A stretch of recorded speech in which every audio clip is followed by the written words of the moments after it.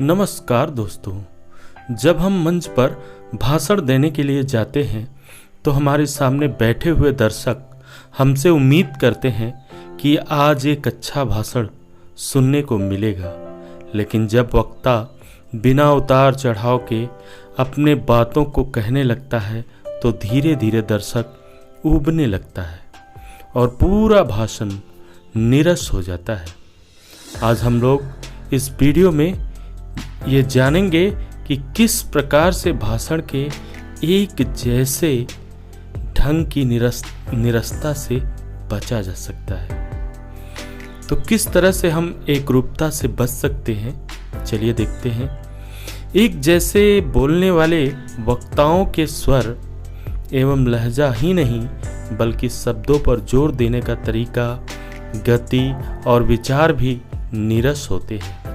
एकरूपता अच्छे से अच्छे भाषण को नीरस बनाने का काम करती है।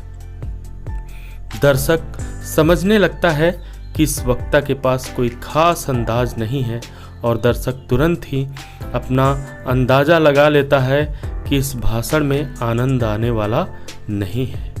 वक्ता जब एक जैसे ऊर्जा के साथ बोलता है तो ये मान लिया जाता है कि वक्ता के पास स्वरों के उतार चढ़ाव की क्षमता विकसित नहीं हुई है। एक ही ऊर्जा के साथ भाषण देने से दर्शकों के चेहरे पर रौनक छिन जाती है और जिस उम्मीद के साथ दर्शक सुनने के लिए भाषण आए हुए होते हैं उनकी आंखों की चमक समाप्त हो जाती है और दर्शक निराश हो जाते हैं। एकरूपता से बचने के उपाय। एकरूपता चाहे हमारी भाषा में हो चाहे हमारे जीवन में हो, दोनों परिस्थितियों में निरसता को ही जन्म देती है। जैसे अगर हम 1 साल तक घर में पड़े रहें, रोज वही काम करते रहें तो जिंदगी बड़ी नीरस हो जाती है। उसी प्रकार हमारी भाषा की एकरूपता होती है, इसमें दर्शकों से निरसता को जन्म देती है। जिस प्रकार एक व्यापारी अपने व्यापार के लिए मेहनत करता है, उसी प्रकार भाषा में विविधता लाने के लिए मेहनत करना चाहिए।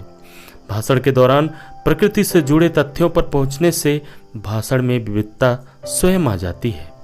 जिस प्रकार हम एक ही प्रकार के कपड़े पहनकर ऊब जाते हैं, उसी प्रकार भाषा में एकरूपता खत्म करने के लिए शैली में विविधता लाना अति आवश्यक है।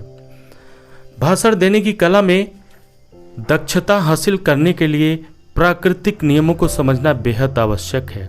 अगर आप कोयल पक्षी को ध्यान से सुने तो उसकी मीठी आवाज़ में बहुत उतार चढ़ाव होता है, उसी के कारण उसकी आवाज़ सुरीली बन जाती है।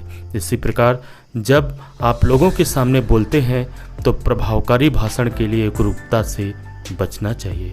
वीडियो कैसा लगा कमेंट करके ज़रूर बताइए और वीडियो देखने के लिए आप सभी का बहुत बहुत धन्यवाद।